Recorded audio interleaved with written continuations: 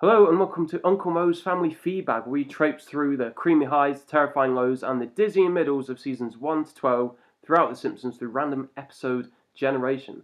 I'm your co-host Tyler McRae, joined by not Cal this time. Oh no, what's this?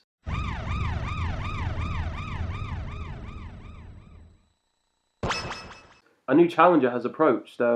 Please welcome everyone, Danny Birdsall. He's a good friend of mine. We did the same screenwriting course there. He knows his chops about editing, production, all sorts. Danny, how are we? It's good to have you.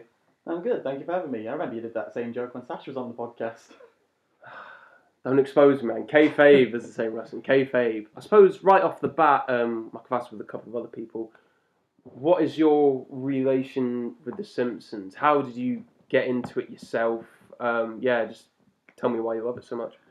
Well, it's one of those things that's just always been there since I was a child. I literally cannot remember a time where The Simpsons wasn't on. So it just kind of became a cultural prognosis type thing. And also, I think my love for it really developed around when I was like 11 years old. You know, those summers outside of school, didn't have many friends, got to do something to fill the time. Oh no. Yeah. So it's always been omnipresent. Oh yeah. Got to the point life. when I was in year 7, I'm pretty sure I spoke more in Simpsons quotes than I did in actual sentences. Yeah, you know you reach that bond with friends when you can just come back and forth with quotes. Or you can test out meeting new people when you drop it in and they realise and you get that glint in their eyes. Like, alright, I see you, pal.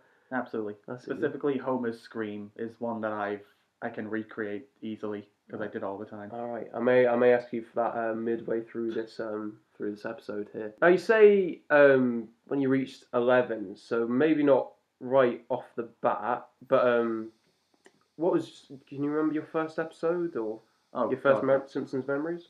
That would have been when I was like 3 or 4 or something.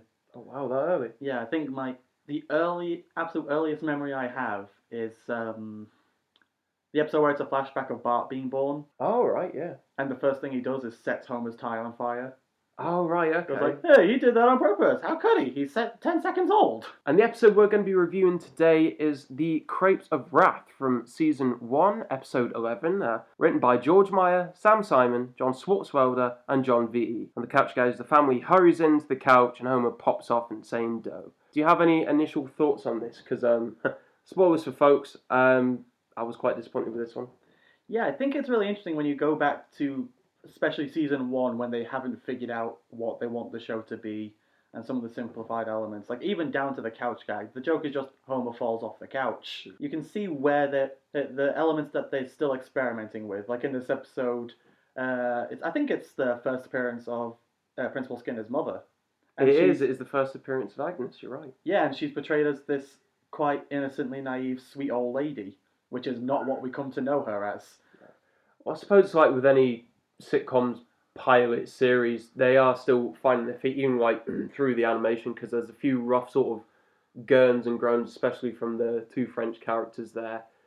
I think we've done at least one more season 1 episode, but I believe it's just the same sort of critiques. They're finding their feet. The animation is a bit dodgy, but there's still some nice, sweet moments, some curious moments as well that we can all enjoy. But you do talk about Agnes, and I suppose we'll mention it now. Yeah, she is not the sort of gruff, hating mother that we've come to love and know now, is she? No, instead she refers to her son as Spanky, like it's a term of endearment. Now, that was one of the few moments I really enjoyed, just the fact, I don't know about you, but that's really a secondary school memory that I can relate to. Just, it seemed to be with the janitor or the caretaker. We found out his first name was John, and we were supposed to call him, like, Mr. Leveson. So he was like, all right, John, yeah. All right, good to see you, John. And he just kept, call me Mr. Leveson, do not call me John. We open up the episode with, just seems like, honestly, a typical sitcom opening of, oh, my pesky son, he doesn't keep his room clean and that, and Homer's not happy with it. And he ends up tripping and falling down the stairs, nearly damn paralysing himself. So this is a very sheer and sharp introduction to this family. I don't know what you thought, Dan. I mean, the moment in that scene that stands out to me is Bart has a pet frog called Froggy. Yeah, obviously that didn't stick. Again, that was one of the things that I thought was just typically sitcom. He's got to have a pet. But yeah, nothing really came of that. And I thought whenever they did mention the frog, it was just sort of a tiny bit to pad out time or just have him say something to move to the next scene. Yeah, and like you said, it's a very sitcom typical type scene, just the dad being upset with the mess and everything and injuring himself. You can almost hear the laugh track that would have gone there. Oh, and then the big laugh track coming in. Yeah, you feel like if that episode was done a couple seasons later, it would have been so much more exaggerated. Marge and Lisa come in and they see Homer. Time has passed so much that Krusty the Clown the batteries have sort of pretty much burnt out. And this actually happened with my dad. Not so much he fell down and nearly snapped his spine, but I think he hid showing my age now, but I had a tickle me elmo toy when I was about 3 or 4. And I don't know why, but I must have hidden it somewhere. And my dad, for 2 weeks, was on a massive hunt for it. But every now and then, sort of throughout the house, you could hear like "tickle me," like the creepiest sort of toy ever, like a massive Chucky sequel there. But never did find that toy, and might still. Thankfully, it's in my old house. Hopefully, it doesn't like consume me and try and follow me in that. But yeah, it was very reminiscent of that scene. I think maybe that gag was the inspiration for the Treehouse of Horror segment with the Killer Krusty dog. Oh my god, it might be. It might be. And for anyone who didn't realise, go to our Treehouse of Horror 4 episode and we go through that clown to kill segment. But you might be right there, Dan, actually. That'd be very coincidental if it's not either way. Marge isn't too happy. Homer wants her to bring him the boy.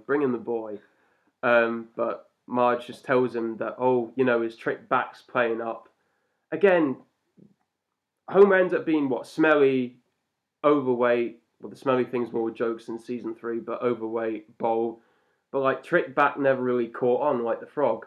No. Like that never really came back as like a symptom of Homer or a characteristic of Homer. I think it's because what little we get of him doing it in this episode, he's just kind of a jerk. He just like rings his bell shouting for Marge to make him a sandwich to get orders. So we were pre jerk-ass Homer, as Yeah. they say on the communities. But that was never really Homer's thing. Like, he's a bad husband in a lot of ways, because he's lazy and he's stupid, but he's never actively aggressive.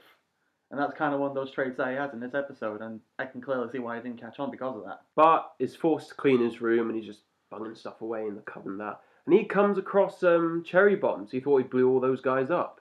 So he ends up taking this final cherry bomb to school and talking with all his friends there. And Principal Skinner has Agnes with him that day visiting the school grounds. And he won't introduce them all to Lewis, Wendell, Milhouse, and Bart Simpson. And Agnes can't believe that this is the Bart Simpson he's talked about because he seems so sweet. I am, and Simpson! That was one of the few moments I really enjoyed. Strange, because that's another one that was moments that you can tell that was done later on. That would have been Superintendent Chalmers, or Super Nintendo Chalmers. Oh yeah, he would have perfectly fit in with that. I think he would have emphasised it a lot more. But again, still trying to have characters like Richard and Lewis be there when they don't really have any personality. You can see why they didn't really stick around apart from just background characters later on. Yeah, they bring them out as like filling in backgrounds and that, or for the odd character design like in Das Boss and all that. But yeah, they didn't really stick around as tertiary characters, shall we say. Bart decides to use his cherry bomb in the best way possible. Now, I tend to ignore sort of science and sort of plot conveniences and all that, but how can you explode something if it goes underwater? Now talk me through this TV science now, please, Danny. Well, it's been bothering me ever since I rewatched the episode for this that I know it's a reference to some film, but for the life of me, I cannot remember what it is. The exploding toilet. I think it might be just relating to those old 80s college hijinks films, Yeah. the ones that Homer's a big fan of, Animal House and all that type. It's weird that this will be an episode that references the college films like Animal House and then also has references to high French cinema.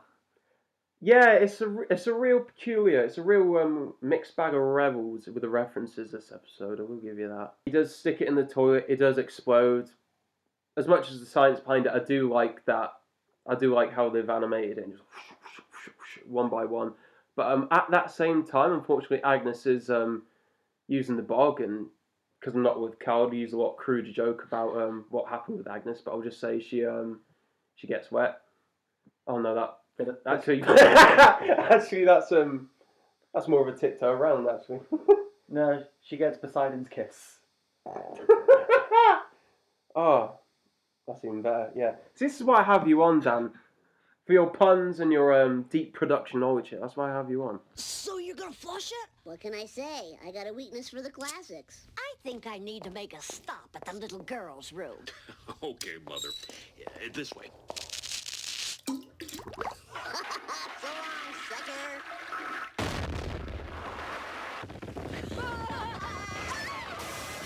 Now hold it right there, you... Mother? This is the final straw to Skinner. He grabs him by the ear, and this is when we find out that Homer's bedridden or couch-ridden, and yeah, he's treating Marge like a piece of shit, really, even though he is completely somewhat incapacitated with the little bell and that. Like, can you imagine someone just doing that? Just the complete cheek of it. Yeah, just know that's a relationship that would not last long enough to have 3 kids if he's just like that, taking advantage of her.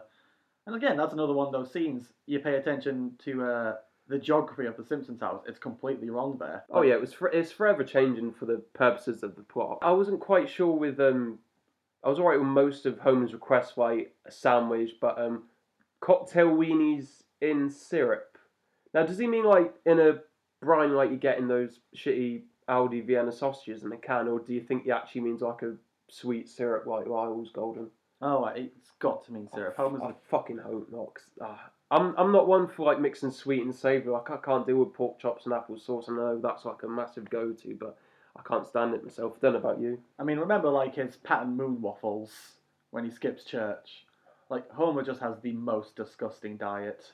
So I can definitely imagine him mixing sweet and savoury stuff together like that. I always get semi-tempted to do it, but then I realise like I don't fancy a bypass heart surgery at all. Principal Skinner comes to the house with Bart's ear in hand. Bart escapes up the stairs, and Principal Skinner has an offer to Marge and Homer. And I usually he offers them a exchange trip for Bart to France, but usually this comes to the more gifted students. But for Bart, he's willing to take a chance and just get him out of everyone's hair.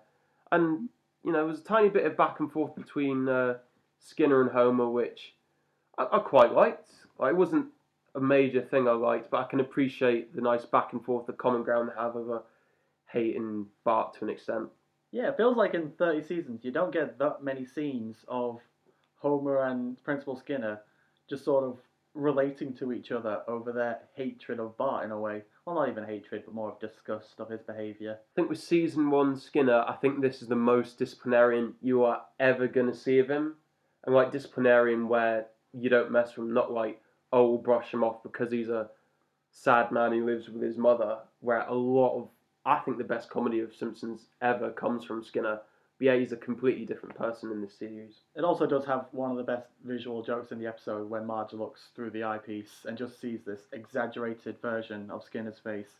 Yeah, he's very Mr. Spock looking with the pointed ears and the pointed chin. He's very angular. Homer loves this idea. Marge isn't too unsure because, you know, she's caring, she's sweet. So she decides to talk one-on-one with Bart. That's where we get the odd pad now frog line as well. But Bart can't see a downside to this, and he can't see the wood through the trees. He can't see it as a ploy to get him out of there. But Homer and Skinner share a sweet little moment as well, which is a yes, sweet elation, bon voyage, boy, and they can't wait to get him out. And he's away to France. But in exchange for Bart going to France, it's not a French student coming to the US. It'll be a Albanian student. Little a deal, and I believe you have some research on Albania, and from what I'm aware, it's quite accurate. Adil's accent and the dialogue itself there. Yeah, and also his full name, both Adil and I can't remember what his last name is. They're both references. Hoxha, it might be something like that. They're both references to former Albanian prime ministers. Oh, so they've really done their they did their research. All right. Well done. Simpsons writers are not lazy when it comes to just having these very small details that do not matter. Oh no. Give it 12 seasons, and we'll wait and see what happens with that. Something I always find weird is Bart agreeing to go to France. Because the only sort of reason he gets is, oh wow, I get to go on a plane, that's cool. Well, I guess you got to think, I know, thankfully I'm blessed enough to have even travelled to one other country in my life, so I guess it is very true for a lower middle class kid in the suburbs in America, or even here in the UK if you're working class, to get that privilege to travel for fun or travel for an experience. So I think it is quite understandable. Yeah, it just feels like one of those missed opportunity moments. They could have like had some sort of fantasy sequence of all the mishaps he could get up to in France that he'd be looking forward to, getting all that free wine. Just feels like one of those moments that was just kind of a bit of a letdown, one of the weaker aspects of the plot of the episode. Well, I thought it'd only be fair if we get a native Frenchman on the podcast as well to say his 2 cents or €2 on this episode. So here's my good friend Val with his own 2 cents. You asked me what I thought as a French native speaker about this episode of The Simpsons, which is called, I guess, The Crepes of Wrath. Sorry for my accent. So it's an episode in which Bart goes or thinks he will go to a castle in France to produce some wine. So I've got a few things to say about the description of the way we live in France. First, I must admit I'm not an expert of The Simpsons, even if I watched some episodes when I was younger, and I didn't know there was an episode which happens in France. At first, I must admit I thought it would be a cliché episode, especially when I saw that Bart arrived in Paris, and the first thing I saw was the Eiffel Tower, which is obviously one of the most famous places in Paris. Also, when Paris was described as a busy, overcrowded city, which is kind of true.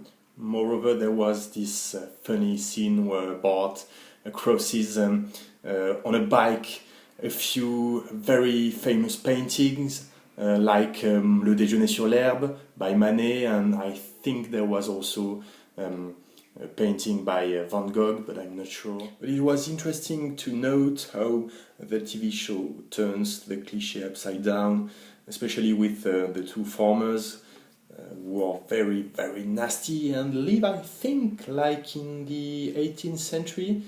And I'm not sure our farmers live like that nowadays. One thing that I think was particularly unrealistic was the fact that these farmers speak English, and actually a good English, even if they have a strange accent. In fact, I listened to the original soundtrack, and when they speak French between each other, there's a kind of American accent which is very weird for a French native speaker. While in the French soundtrack they speak with a southern accent, which is very funny to listen to. By the way, my brother is a enologist. I don't know if this word exists in English. Basically, it means that he produces some wine. And I asked him about the fermentation of the wine, and he told me indeed that the wine had to ferment between 5 days and 1 month, so 3 days was definitely a bad idea. Moreover, I did some research on the anecdote of the wine and the antifreeze, and I found, but it was not in France, I think it was in Hungary, I found that a wine grower, a Hungarian wine grower, used antifreeze in his wine to prevent the robbers from stealing him his wine, and the robbers still stole the wine and they died. So it's still in the news. To sum up, it was a fascinating episode. You know that The Simpsons are based on caricature, which is itself based on reality, so you can find in this episode a few elements that are real, that are true. I was thinking about the description of the Parisian way of life, and you have other things that are false or at least exaggerated, and that's why it's so interesting to watch The Simpsons. And with this episode, I think what is particularly interesting is that the Simpsons invite us to love about not only America but about the other cultures, especially France and I hope other countries too. Bart's waiting for his plane there, and for these trendy Vine, it's not even Vine anymore, these trendy TikTok kids out there, he gets yeeted onto the plane. That was incredibly cartoony. Like, I loved it for that split second, but I thought that's like really exceptional. Is one of you going on the flight? Yes, sir. Me. Come with me. Yeet! And he was in. Just one of those random moments of child abuse that Bart gets every so Yeah. often. Not even from Homer itself, it was from the flight attendant. It was very peculiar. It was very caring and respectful, and Homer takes an instant shine to Adele, even calling him Dad and Marge, Mother, and that. And later on, I'll say my absolute favourite moment from this episode is the little new dynamic of Homer and Adele. Just Homer, like, he's known him 10 minutes, and he's fully embraced him as a new son and part of the family, and just can't see any sort of wrong with him. Oh yeah, I do think the Adele subplot is absolutely the best part of the episode. It's just so funny. This sweet, innocent little kid is actually just a spy looking for nuclear materials, and it just turns into this big thing. That feels like one of those classic Simpsons moments, and Homer's just none the wiser. Bart arrives in France, and he meets one of the two people he's with, Ule, I believe, the skinnier fellow with the big nose. He tells him to get onto his bike, and they hop through. And this sequence, I was aware that they're obviously famous paintings, but I don't know if they're all French famous paintings. I'm sure I recognise the Picasso or Manet in there, but I didn't expect that much of a flourish with these deep references from early out, Dan. Yeah, I have to assume they're all French paintings, but also there's references to a popular French film from 1986. I'm trying to remember the name of Jean de Florets, which is what the two French people that Bart stays with are in reference to. Oh, is that where he got the names from then? Yeah. Okay. Caesar and Oudouin. yes. Which is another one of those cut deep references for The Simpsons, because how many people in the audience are even going to understand that? But he arrives at Chateau de Maison, and it's a dump. It's like those fucking EasyJet holidays you book. Oh, it's £250 in Benidorm, and it's just like a shack, and there's no toilet paper, and you've got to get a bucket full of water and wash the shit down with it. It's one of those operations, Dan. Not good. Yeah, this is kind of one of those ways on how the episode falls flat for me, is I feel Bart's suffering becomes too much. It just becomes miserable Exactly. to watch. Yeah, I don't want... and I mean, I'll say it. I thought a lot of, like, human trafficking a tiny bit, and I don't really want to think about that with a primetime animated sitcom. I think it went a bit too... Not too dark, but it just went a bit too real.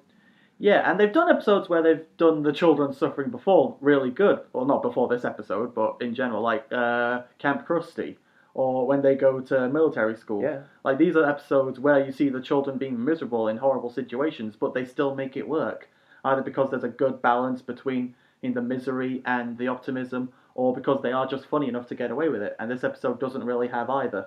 I think maybe if initially he got one over on the two French lads, then it would kind of unease the tension a bit. But yeah, for the longest time, it's just him facing ordeal after ordeal after ordeal. They give the cat to the donkey and that, just facing everything just a bit too down for me. Yeah, at one point they literally tried to poison him. Yeah, with antifreeze. And I didn't even know that was a real thing. That was a big 80s scandal mixing diacetyl or whatever, but essentially antifreeze into lime to speed up the process. I had no idea that was a real thing.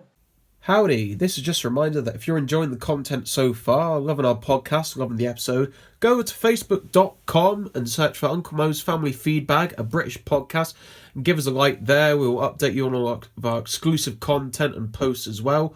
Also, if you're in the mood for a bit more Simpsons and more Simpsons podcast, go over and check out the 411 folks on Facebook and SoundCloud as well. They do lots of great impressions, great analysis of the episodes, and it's generally a good time. And now back with your regularly scheduled listening. Yeah, so in a way this episode just kind of becomes too depressing to watch at points. Thankfully it's relatively short, but extreme in that time it has. Cut back to Adele fitting in with the Simpsons family and arguing with Lisa about socialism, of all things.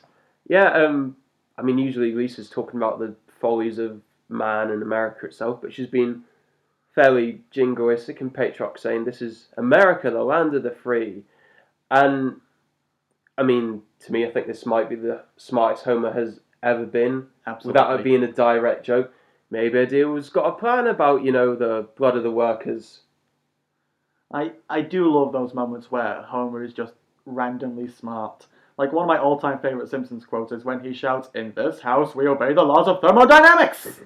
Yeah, I believe that is in your Twitter bio, isn't it? It is. It's those little odd pseudo facts he can just pluck out from his head that does add to the comedy. I do like that as well. Homer's taking a complete shine to Adele, and Marge is having to sort of pull him away, saying, well, Bart's a good kid, he's just a bit of a wrong un sometimes. And we're getting up to the bit now where, again, this is the two good parts of like the Homer-Adele dynamic and Marge's letter to Bart, because I found it really sweet and open, because it's not overly saccharine and sweet. It's more just her reassuring him like any sort of loving mother would. I even really like the line of like, Lisa got another A in her test. I'm not telling you to put you down. I'm just saying that as a concerned brother would want. I thought it was really sweet, Dan. I think there is something a little bit harrowing, because just before that there's a scene of Marge and Homer in bed talking about it, where she kind of has to nudge Homer into saying that he loves his son. Oh yeah, that was definitely on purpose. But I like the fact she is that high of a standard of mother that she's twisting it to comfort her son, and possibly, even though she doesn't know the full story, to get him through this hard time. Exactly, but the fact that she does manipulate him that way, and then says in the letter, "Oh, your father's talking about how much he loves you." Honestly, it's a little bit saddening. You think? I think this is one of the worst episodes for Bart and Homer's relationship. I even like the fact that Bart, he doesn't want anyone to see him cry, so he blows out the candle. Like, I know you think it's too harrowing, but I think it's really sweet and poetic. There's nothing wrong with sort of a tiny bit of sadness in cartoons, but I like that. It's very ennui. It's very sweet. Oh yeah, no, I love it when The Simpsons does get dramatic and sweet like this. It's just one of those matters of, it kind of comes across as Bart has completely given up. He's just... Oh, okay. All right, I understand you now. He's beyond misery here, like there's no escape. That's just kind of how I always interpret this scene and this episode. But it reaches the next day, and soon to be the final day of Bart working at Chateau de Maison, and César and Unglen are being shifty, and they're going to put antifreeze in their wine to help speed up the process. And I don't know, it's just, again, Bart being all sad in the rain that he's caught wise to their act, but they were quite stupid enough to say, "Oh, what are you doing? Get out of here," when they've already seen him commit the crime, so, bring him in and let him be our guinea pig. Now, in a month of Sundays, now with current TV laws and that, you can't have a child drink something that's been poisoned now, can you? I mean... Or maybe not in animation. I'm assuming a scene like this would still be fine today. Probably wouldn't be allowed to show at 3 o'clock on a Sunday afternoon or anything. Yeah. But just on regular primetime television, worse stuff still happens. Even in The Simpsons. What are you doing? Get out of here! Sorry. On second thought, Bart. Bart, come here. Drink this. Oh, no thanks, sir. Do not worry. This is France. It is customary for children to take a little wine now and then. Yeah, but it's got antifreeze in there. Drink it! Bart is then told to go out and get the antifreeze because he's done every sort of dog's body work. Why wouldn't he do anything else? He's sort of been forced to as well. But before we get to the sort of third act, let's talk about, my favourite part, Homer and Adele loving each other and being at the nuclear power plant. I do say loving. Adele's got an ulterior motive, hasn't he, Danny? I just love how obviously evil Adele is. Little shifty eyes. Yeah, it's just sending messages in Morse code in the middle of the night. What is it? Sparrow to the nest or something like that? Sparrow to the nest. Exactly, just having this uber cute character just be vilified that easily. That type of contrast is always funny. But Homer's just trying to teach him the way of the American workplace, We've got chocolate, ice, and jelly donuts. How about that for freedom? Got his ignorance to just the very obvious shady stuff, which, to be fair, obviously no one would assume a kid taking photos. You think it's just like, oh, it's a tourist thing. Yeah, he calls him a cute shutterbug, which I've never heard that shutterbug line in quite a while. But I can also relate to he wants to see the plutonium isolation chamber, but he asks Lenny, "Oh, we got one of them plutonium isolation dealers." "Yeah, in Sector 12." "Sector 12?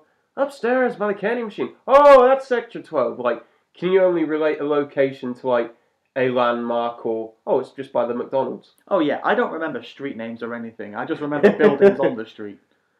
And just corporate fast food restaurants. Exactly, but it works. I never get lost. So Homer doing the exact same thing. It's a bit weird in his own workplace. But we're back to Bart. He's trying to get antifreeze, and the pouring rain. It is like a very French cinematic film. It's all dramatic and dark and rainy. And he finds a French officer, but it's the communication divide, the language divide. Nothing's happening. But he gives him. No, it's very early season 1 with animation but is this a biscuit or what is this, Dan? I think he said it was candy. Yeah. Yeah, just a little sweet for him. Bart wolfs it down, but he's not able to help him. He's walking away. Bart's feeling sorry for himself. He's been in this country for a Dumont, and he can't speak a word of French. But then, all of a sudden, as if that little sweet gave him some sort of powers, he's able to speak fluent French and tell the officer and get him out of that situation. They gave the donkey the red hat, and they put antifreeze in the wine. And then, Cesar and get arrested. I mean, what did you... Because I'm not that fussed about, they need to wrap up the episode. So him just having a moment where he finds out he can go into the recess of his mind and pick out all this language. I wasn't too annoyed with that sudden turnaround.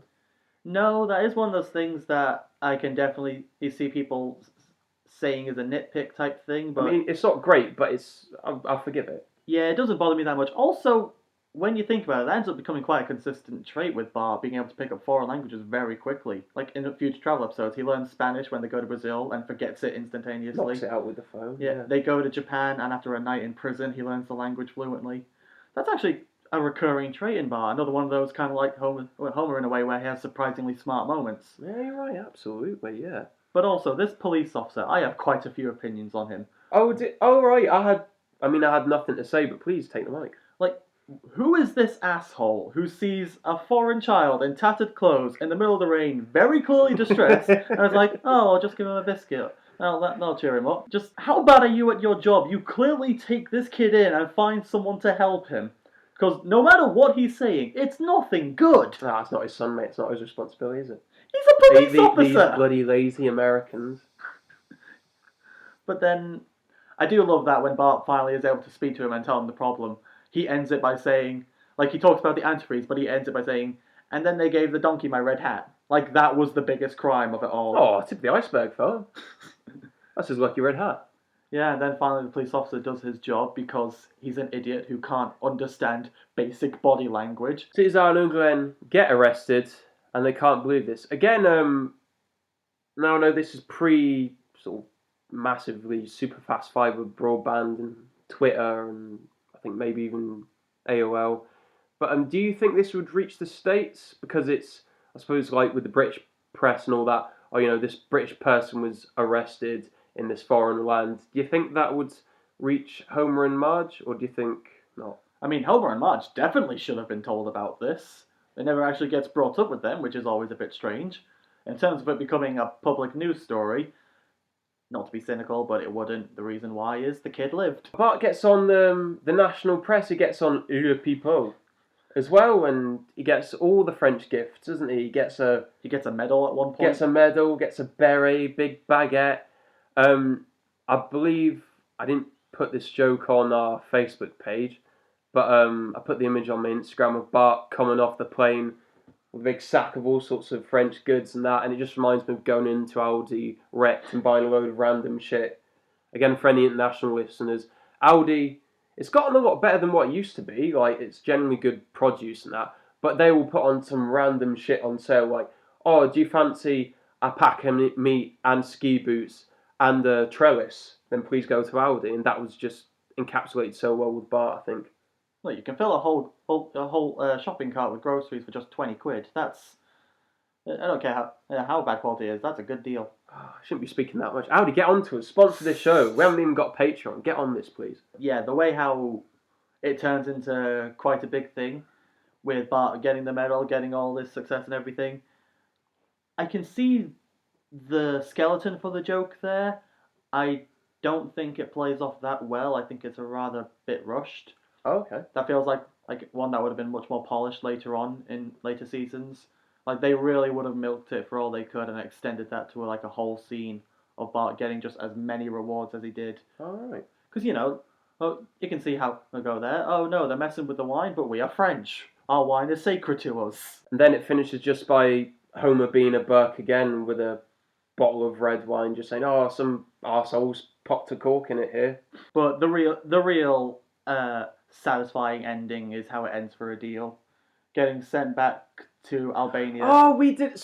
I'm sorry, listeners. We didn't even speak about this. I get again another possible best bit of the episode: the fact that the FBI cotton onto a deal. They've got a whole brigade out of the Evergreen Terrace house, And Homer still doesn't catch on. no, he's trouble in the neighborhood. Let's go out. And he just goes up to like the director of the operation and say, "Ooh, what's happening?" And he just outright tells him, not like it's confidential. I like that he kind of turns into a game where he says, "Well, I've told you all I can, but I'll give you a little bit more and say he's from a country beginning with the letter A." And then when he finally gets sent off on the plane, they do like a prisoner exchange with an American kid who was spying on them. Yeah. And they kind of have this banter like these are old So rivals. Sparrow, we meet again. It's just such a wonderful moment. This is absolutely the highlight of the episode. And Homer is so tearfelt in waving him goodbye. Goodbye, deal. I'll send you those civil defense plans. Like, you're still fucking clueless. The fact that Homer never catches on is so innocent and lovely. All right, Sparrow, we know you're in there. We'll give you 1 minute to surrender. Oh, my. Ooh, trouble in the neighborhood. Let's check it out. I'm his neighbor. What'd he do? Well, sir, we've been on the trail of a spy transmitting highly confidential information to an unfriendly nation. Ooh. Through the use of radio triangulation, we tracked him to exactly this point. Wow. That's all I can tell you. Aw. All right, well, the name of his country starts with the letter A. Hmm. Time's up, Sparrow. We're coming in after you. Oh, gee whiz. Adele would get a kick out of seeing this. A deal? Sparrow. Goodbye, Adele. I'll send you those civil defense plans you wanted. And with Bart giving them all the gifts and calling his father a buffoon, that's how the episode ends. So overall, Dan, I'd say, there's flashes of brilliance, but overall I wasn't too impressed with it. I don't know about yourself. No, for me, I do think it is one of the better season 1 episodes. You can see, they're almost there figuring out their formula and what they want it to be. But there are some tonal issues with it, and I think you can just tell it's a good enough premise, but later seasons would have done it even better. But you do get a lot of firsts in this episode. Like, we get Principal Skinner's mother for the first time. It's the first travel episode.